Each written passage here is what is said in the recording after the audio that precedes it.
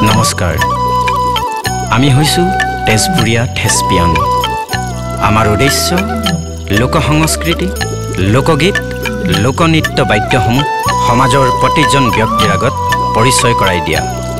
সেই উদ্দেশ্য আগত ৰাখি আমি আগবঢ়াইছো